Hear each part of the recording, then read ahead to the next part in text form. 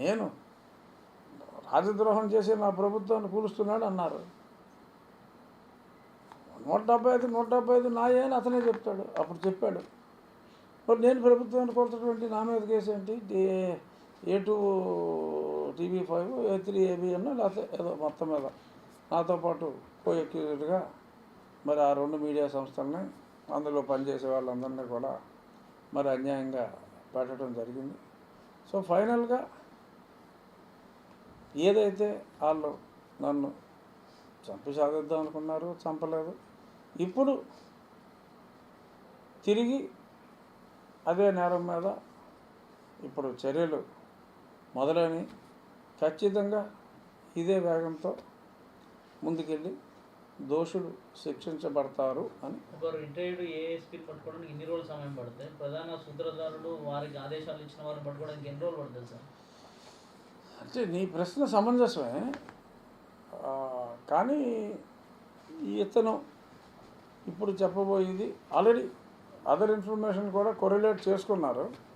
So కాబట్టి నా ఉద్దేశం ఎక్కువ సమయం ఇంత ముందులాగా పట్టకపోవచ్చు.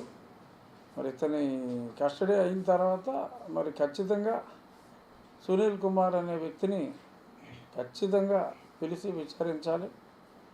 చేసిందంతా మెయిన్ ఆ క్రియేటివిటీలో మరి ఆ పైకంటే తెలుసు కదా, ఆ పైకి మరి ఈ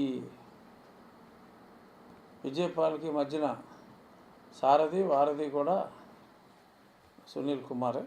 సో కాబట్టి ఖచ్చితంగా సునీల్ కుమార్కి కూడా మరి విజయపాల్ని అడిషనల్ ఎస్పీని అరెస్ట్ చేసి ఏదో డీజీ కదా అని చెప్పి, పైగా అతను చాలామందితో ఆ మధ్య ట్వీట్లు కూడా పెట్టేవాడు కదా, పిచ్చి పిచ్చి ట్వీట్లు అన్నీ పెట్టేవాడు. మరి అతను వెనకాల ఏదో ఒక సైన్యం ఉందట. మరి ఉద్యోగంలో పనిచేసే వాళ్ళు మొన్న ఎవరినో చూసాం, ఎవరో ఒక చిన్న ఎంప్లాయీ ఒక సర్కిల్ ఇన్స్పెక్టరు కార్తీక వనభోజనానికి అతను కుల భోజనానికి వెళ్ళాడంట.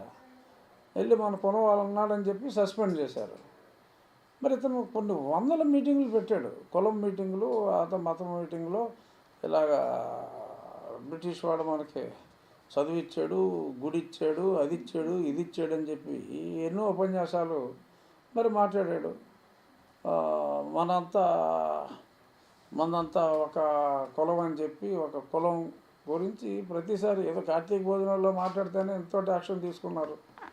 మరి అదే పనిగా వారానికి ఒక మీటింగ్ వేసి మొత్తం జనాలందరినీ కూడగట్టి రాజకీయ నాయకులను కూడా ఇదిగో నా వెనకాల ఇంత సైన్యం ఉందండి, అందుకని మీరు నన్ను వాడుకోండి అని చెప్పి ప్రలోభ పెడుతున్నట్టుగా కూడా అందరికీ తెలుసు.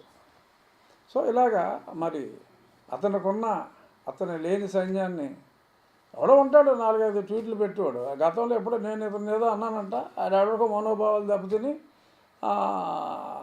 ఎస్సీ కేసు పెట్టాడు నా మీద. అసలు బుద్ధి ఉండాలి. నేను సునీల్ కుమార్ చేసిన తప్పుని చెప్పా, దానికి ఎవరితో మనోభావం దెబ్బతిందంట. సరే అది మధ్యలాగా వేస్తే వేసాడు అవతల వ్యక్తి, దాన్ని ఎఫ్ఐఆర్ కట్టారు.